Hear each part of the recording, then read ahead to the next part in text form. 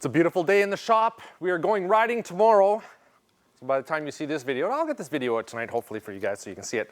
But I'm doing a lot of changes to this sled as we usually do here at PowerModz. We buy it, play with it, see what needs to be changed, put some stuff on, break all that, put some other things on, change it, spend more money, and the list and that cycle sort of continues. But one thing I noticed right from the very start with this snowmobile, this RMK, sort of like a base model. I upgraded a few things like the display and whatnot, but I didn't upgrade the shocks, and that's a big mistake. A big mistake from the factory, but the fix for it are these Elka shocks right here, these Elka Suspension shocks. I use them on my IQR 860, and we love them. That machine is so agile. It's 100 pounds heavier, that IQR 860 163 track. It's 100 pounds or 120 pounds heavier than the RMK here, and it rides just about the same the way we built that. So it's an incredible thing, and a lot of it has to do with the suspension. Very stiff shocks. I had them revalved and still very stiff. Really no adjustments on them other than preload, which is your springs. Same with the rear. I've driven Keely's sled, and it's completely different. He's got the SKS. There's more adjustments on the shocks, and the sled just reacts a whole lot different. Am I going to say that that's why he rides, it looks like he rides better than me? Yeah, it's probably the shocks. So we're going to swap them out for these Elka Stage 4s. They wanted me to show you the Stage 4s today. There's no high-speed compression on these. So the adjustment's a little simpler to deal with. But when adjusting shocks, it's not a big deal anyway. The good thing about them is that they are adjustable and that you can tune them for the way that you're riding. And we're just sort of riding the backcountry, and I need something with the low-speed compression and the rebound, and something that drives a lot better or rides a lot better in the snow than what came on this snowmobile. So we're going to change these out. I've already done one side on this awesome RMK that we tricked out with this turbo and all the other little goodies. We're doing all kinds of things to this machine, changing things up. But first, we're just going to get to these shocks. You know what? I don't even need to take that off. Actually, this is one of the, I'm used to working on the Rev and all the other sleds where you have to pull a thing apart and slip a bolt out through here. But this is way easier. Even the rear suspension is easy to deal with. I just pulled this grommet out right there. And that's only so we can just slide this bolt back a wee bit. I'll show you. Maybe somebody can answer me why 9/16 and don't fit their bolts yet. 5/8 is too big, and a 15 millimeter is too big, but a 14 millimeter is too small. It's weird. Anyway, see that? Oh, look at that. Oh, I stretched that one out. That's fine. I'll just do this. Just loosen these bolts right up. This is the fastest change you'll ever see. When I put the Zebro's RSFX shortening kit, or ski, what you call it? It's not a widening kit, it's a shortening kit. When I put those on, we had to shorten up these shocks. They're too long. If you don't do that, the problem is that the radius rods or the steering rods get hung up inside the chassis. You can't steer, which is important, I find. 15 mils on the top, and I use a 13 mil on the bottom. There we go. I've sort of bent these up a little bit. I hit some big rocks last year. I've had to change a few A-arms. Broke a few Polaris A-arms, and then I bent one of these Zebro's arms as well. Not really the fault of the arm. It's a good thing that the arms break and the bulkhead doesn't. You know, they're fine with a lot of different types of models of snowmobile that are out there that these are the sacrificial parts, and that's a good thing. You don't want the bulkhead to be sacrificial, because if it is, then you're into big money to repair. I just pulled that bottom bolt out, and check this out right here. That's all you got to do. Just lift up the ski a little bit, pull that bolt back. Doesn't even have to go, get out of there. Doesn't even have to come back out of it all the way. Just sort of leave it hanging right there. Pull this out. There are some, let me see this.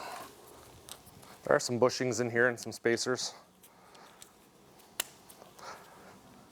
Just so I don't lose them, I just run a zip tie through them. Still might use these for something, but they're not going back on this machine. Not a chance. I just installed electric start. I know, kind of counterintuitive with a really light built machine like this, but I kind of had to because my elbows are toast. So for this season, I'm rehabbing. Slip that bolt back through there. Done. Not too far. There we go.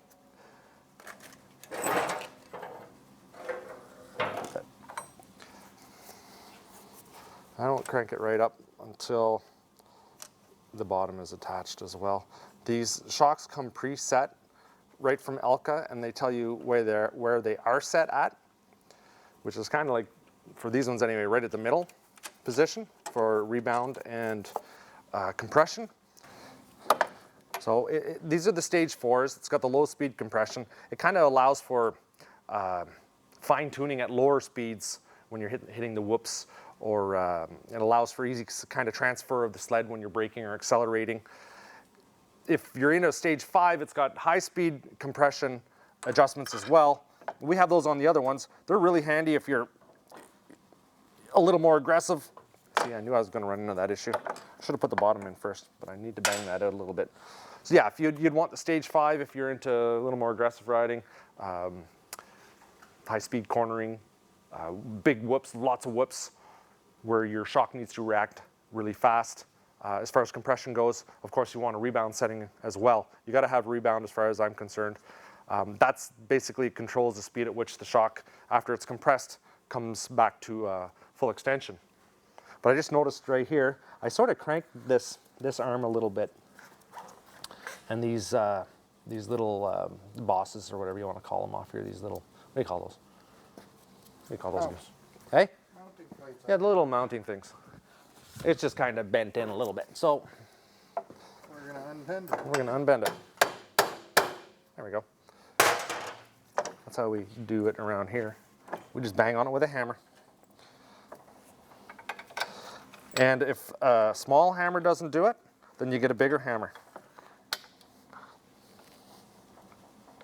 Get in there. And that is pretty much how you install the front shocks on the RMK. Very easy installation, very quick. And no camera trickery, that was real time. That's real time. No camera trickery. Nope. I mean, with this sled, you want it to react a certain way. And with any kind of sled, when you're playing in the backcountry and in the powder, whether you're in the mountains or just riding kind of like the flatlands like what we do, if you're creek jumping or you want to get over logs or your buddy, whatever the obstacle is, with this kind of sled, you want to be able to get the front up really quickly. And if the shocks aren't working right for you, it's not going to happen. If the shocks are too stiff in the back end, don't forget that a sled like this, right out of the factory, is probably set up shock-wise for a guy who's maybe 185, 190 pounds, something like that. It's not going to work for a guy who's lean and limber like me, who's maybe a brisk 175 sometimes, 175, 180. Just doesn't, and they don't react as well when they're kind of a lumpier old shock. So it's no good. So now we are going to. So I've tightened those up, right? Oh, I didn't tighten the top. Good God, man. I didn't tighten the top. See, that's how we make mistakes around here. And the next thing you know, oh, Louie's on the side of the trail wondering where a shock went.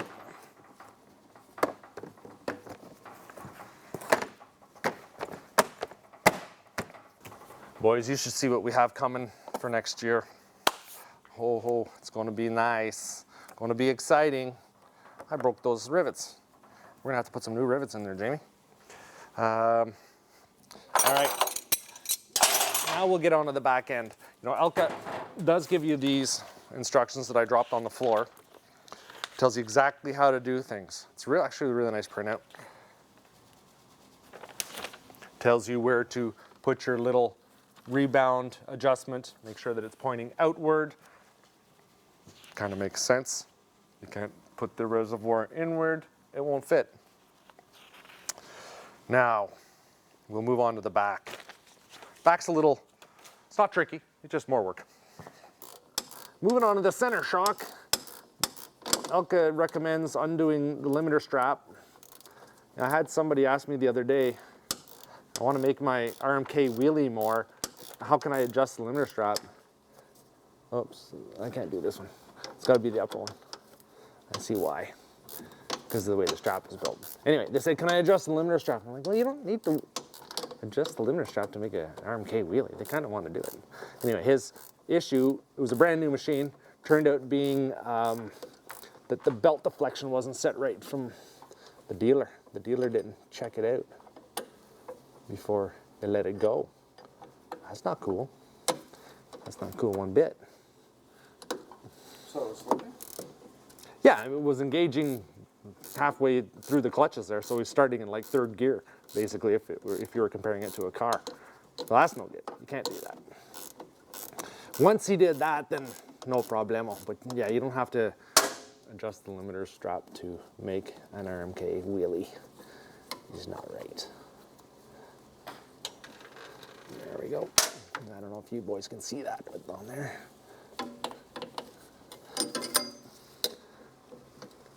gonna lose a washer, it's gonna pop out. Is it gonna come off? I knew it, that one running. There we go. Okay, that is now off. So we need 13 mil wrenches and a socket actually to undo the lower shaft. See if I can get this with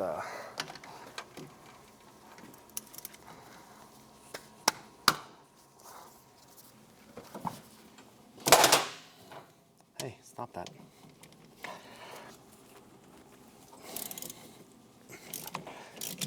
Now, some of those shafts, they go right through and one side will turn.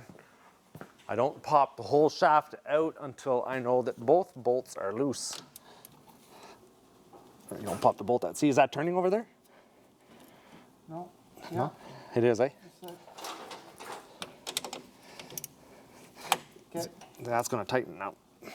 So here, what I'll do is this. The other way to deal with this and combat, a lot of guys will ask me, I can't get my bolts out.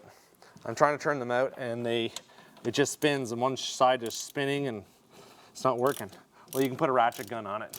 Just wrap them out real fast. But this one I'm going to tighten up. And I'll loosen the other side. See if we can do this without starting up the compressor. There we go.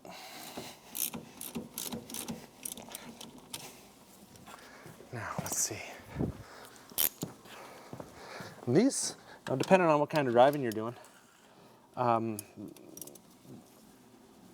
where these bolts are mounted on your rails, you should make sure that they're not, or that they're good and tight before you go for a rip. See, that side's turning now. Fire. The reason being because if they get loose from just, pounding on them pretty hard, they're going to start to wear out your, wear a hole or an egg-shaped hole in your rail, and then it's going to mess it up. I need to put the air gun on that, Jamie. It's turning. We had to break out the power tools, boys, the air tools. I know it's not the hardened steel type that you should be using, but I can't get it in there, that little spot there. Make sure you wear your safety goggles. Oh yeah, right, eh? See, I did it. I gotta tighten up this other side. Hold on.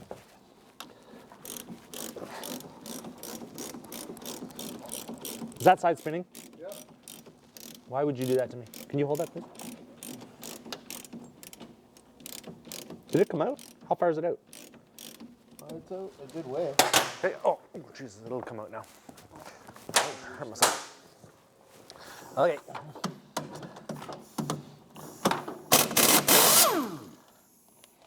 one side. The other side, I'm pretty sure is gonna come blasting out of there right now. Come on, baby. Don't let me down. There we go.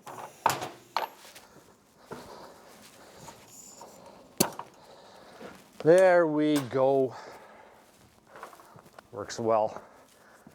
And with your old sleds, that's usually the way to get them out. You know, your old Polaris or your old Skidoos, taking out your cross shafts. You gotta get the air onto them. The air boys, the air tools. Okay, there we go. Do one of these.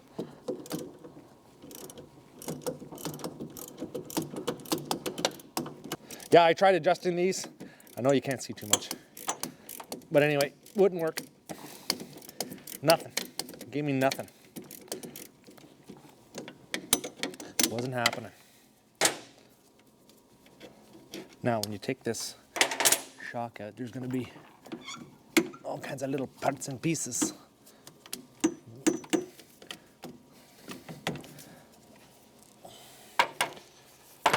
You don't want to lose them. You want to make sure you put them back in the way they're supposed to go in.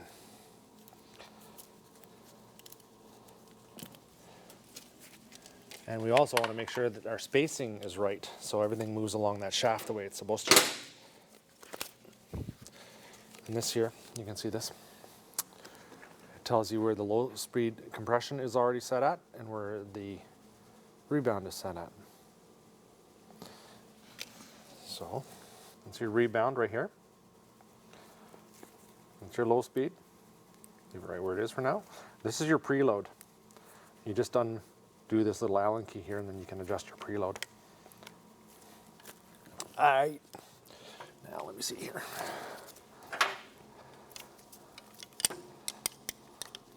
Off there. Now,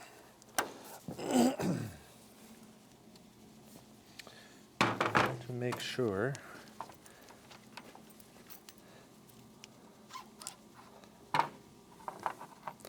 that's one side. Let's see the other side. There's the shaft. When this is all said and done, this width here should be the same as that.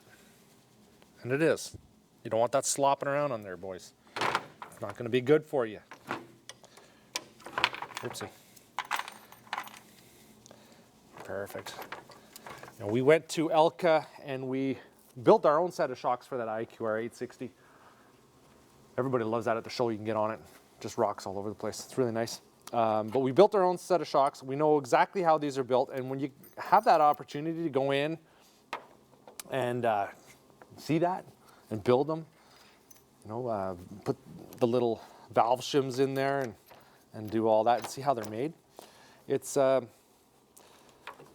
sold. You know, it is a selling tool in my mind. It's a quality product. Good time to check wheel bearings. That little shim washer, is that supposed to be on Yeah. the other side? It's a little spacer. Yeah, but it's... Something, oh, did I maybe do it on, no, I did it on the wrong one. Oh no. I don't know which one you did right. They're different though. Oh yeah, I just need to go there. I'm thinking it goes like that. Good eye, Jamie. Which one? Your right eye. Perfect. Okay. That's that. This is out of here. Oh, am I missing two? I should be. There should be another one. Did it fall on the track? I think something fell on the track. Oh, here's a washer. It fell out right when you said when you take this out. A lot of little parts there- and pieces are going to fall out. That's right. And there's the inside washers. There's a phone there. These washers, very important. They do go on the inside of the rail. We gotta make sure we get those in there.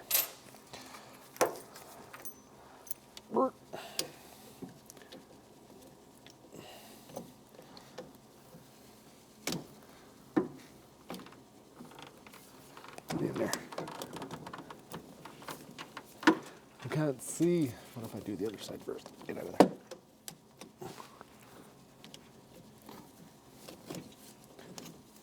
There we go. You got to have those washers, or the shaft will start to eat into the rail. Once I start trying to get that washer in there. See, you want to see right here, Jamie? Maybe you can see that.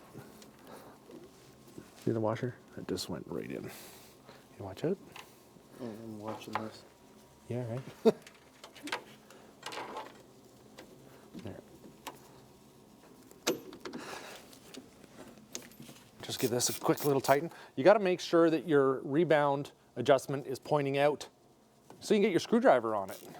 Only makes sense. That'll leave your reservoir off to the right-hand side. Only makes sense.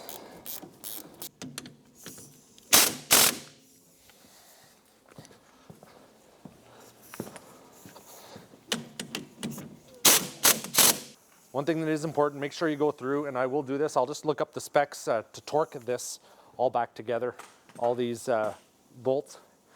That has to be done, or you will notice that you're going to egg out those holes with that suspension.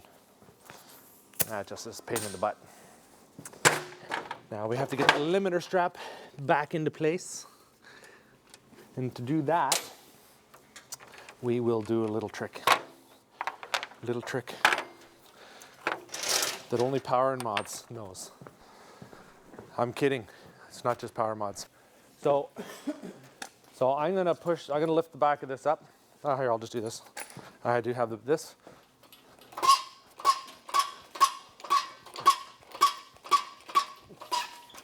Put a block underneath there. You can use a wood or whatever it is. If you compress that a little bit, that limiter strap should be a lot easier to get in.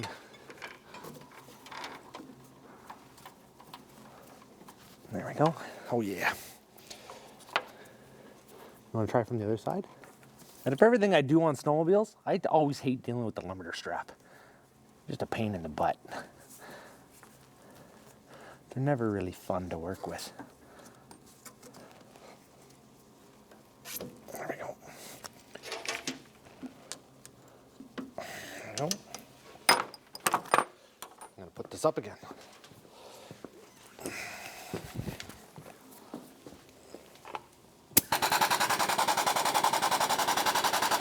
Pretty sure it said to undo this. Can't hurt. Can't hurt. Oh, I need to grease those fittings.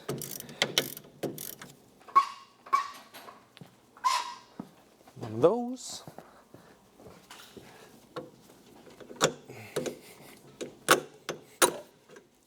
One of those. Get your thing out of there. It just says undo the shock, right? I think so. Remove the OEM shock. The OEM, a little tight there, but not too bad.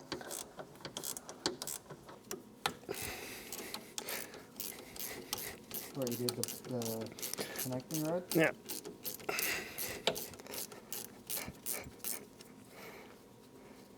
I wonder what the purpose of that one is. Because it looks like it's connected the same way. Yeah. I'm going to tighten that while I can.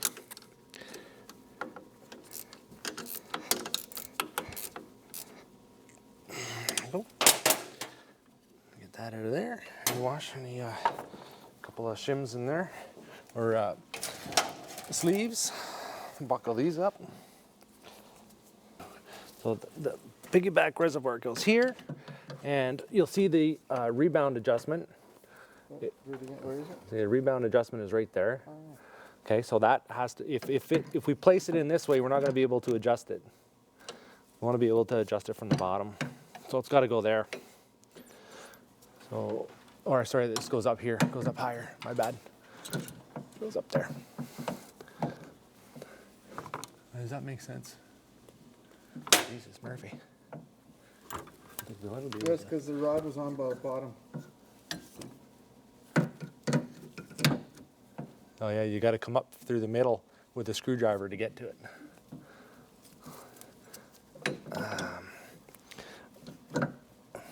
Why don't you hang the top first? That's what I'm gonna do. I just wanted to see how this is all How the coming magic works. together.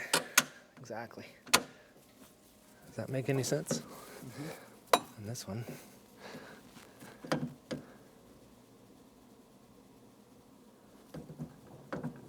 It's not gonna fit. It's hanging up on the rebound adjustment. I bet you this is the way you've got it. The shock set up, like the. Remember that whole pivoty thing? There you go. You got it. Yeah, but, well, yeah, I can still adjust it. I'll just put this in here lightly. There we go. Yeah, so the only thing I noticed is that, yeah, I can still adjust it. I just need to do it from the top with a low-angled screwdriver. Right? Oh, you spun it around. So we got to put some pressure on that suspension. Yeah, I spun it around because I got hung up on the adjustment. Oh, okay. There you go. So that's what I was thinking. Once you put the weight on it there, That it might sort of It flip moves. around. But I don't. Well, I mean, I can easily.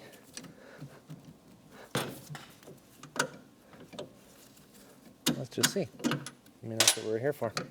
We're here to make everybody happy.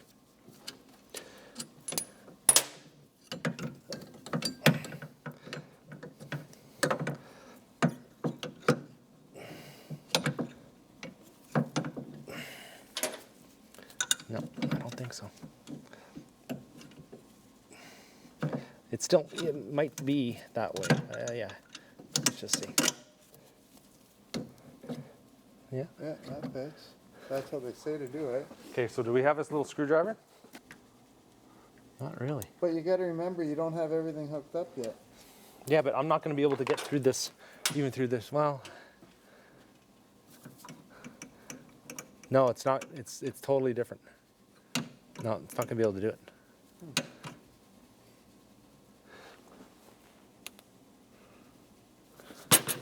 No. Not for now. Not for now.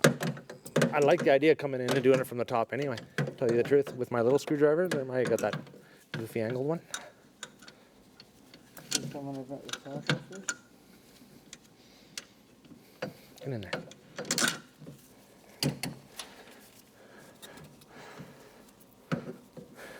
You know what? I gotta lube those up while I got the ability to. Do one of those. And now we just need to bolt there all back together. Put these back in. There. I like my suspension to be kind of soft and plush and comfy. That's just me. I do like it that way. Where are you? Wrong way, Feldman.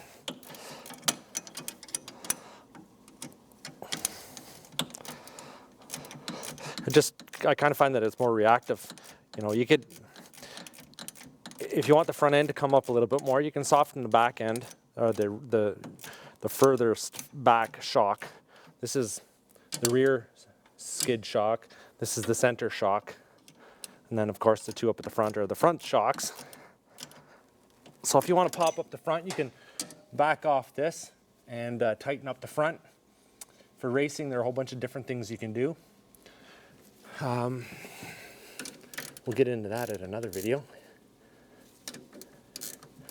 because we are going to use this to race this year. That's why we have this helo in here.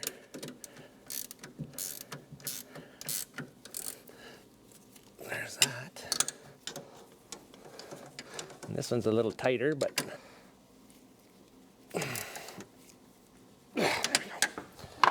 All right. Pull these off. So now, do we tighten everything? I want to go back in and tighten up those, torque up those bolts for the cross shaft. Right. Grease some stuff. I've already greased them. I did that while you were messing around. I greased the shaft here There's another fitting up there. While you're in here, boys, you might as well do your maintenance. And give her a couple of squirts of the grease. Well, that was not important. I think it is. I disagree. No, it gives you that soft ride. Well, when it comes right out. Yeah. Yeah. Well, that I agree with. It's definitely a softer ride when the whole suspension falls out. And that's why I don't work on other people's sleds. Because I forget things. Okay, so I'm going to lower this and see how it feels. Show me your guns, as they say. Take that off. One of those.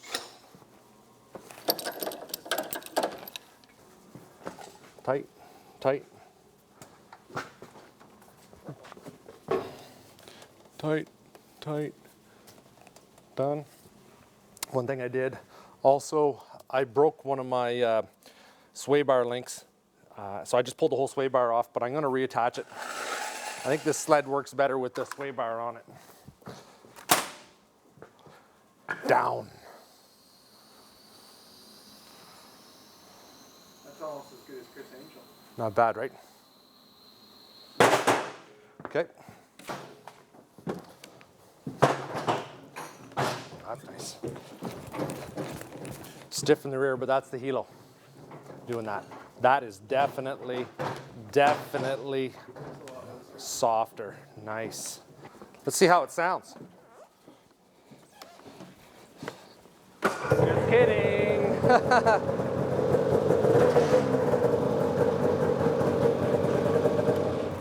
Sounds good.